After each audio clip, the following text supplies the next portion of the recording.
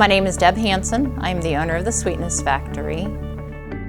Well, the Sweetness Factory started, was actually over 4.5 years ago. Kind of a sad story, but it's also a blessed story. I was diagnosed with systemic lupus, and my organs were shutting down, and the doctor said, you know, if you want to do something significant with your life, now's the time to do it, because we can't promise, you know, future to you. And you know, nobody has a promised future, but it was a little grave. And at that time I had been catering and doing some weddings and really had a passion for baking, felt like God had given me that gift. And so I had a lot of people asking, you know, why don't you open a store?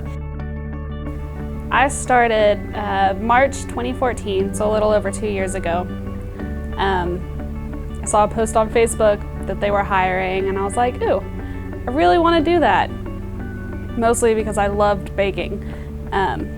But once I started the whole interview process and looked at what they did here, I was like, yes, I have to do this. This is where I'm supposed to be. I had read an article about a little girl who had asked to get a half-eaten banana out of the trash can from her teacher because she was hungry. And here in Weatherford, they started looking at the children and seeing that a lot of them were hoarding food during the school time to take home and eat at night. And the question came, well, what are they doing on the weekends? And at that point they found, I believe it was like 35, 36 children that were not being fed on the weekends. So the Food for Kids backpack program was brought into Weatherford, which provides us a backpack of sustainable foods for the children to take home on the weekends so that they can eat. And you know, it really touched my heart. My husband and I decided to help try and fund it and do what we could. Well, it kind of happened around that same time that decided I wanted to open the shop. And as I really thought about it and prayed about it, I realized, you know, I really didn't want to do something for myself. I really kind of rather leave a legacy and do something that could help others. And so I decided to marry the two together. And so sat down with my husband and said, I'm going to open a bakery, but I don't want to take any money from it. I mean, I think that what the Sweetness Factory does is amazing and extraordinary, you know. I mean, not only do we share God's love and share God's word, but we also feed hungry children, and you can't get better than that.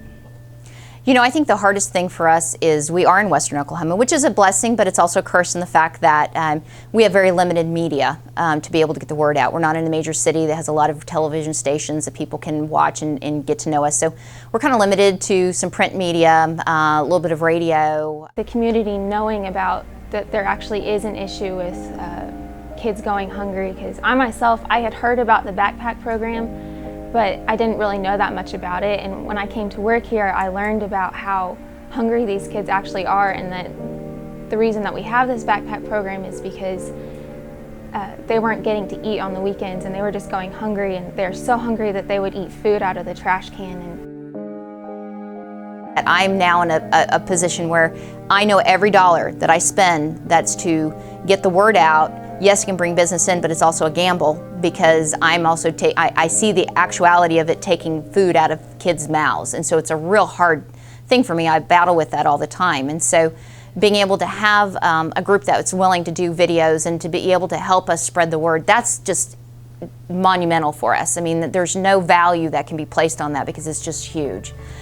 So our biggest challenge is really getting the word out, getting people to our Facebook, getting them to get engaged and, you know, help us help others, basically. And so I kind of live by the mantra of, there's a verse that says, hope deferred makes the heart sick, but the dream fulfills the tree of life.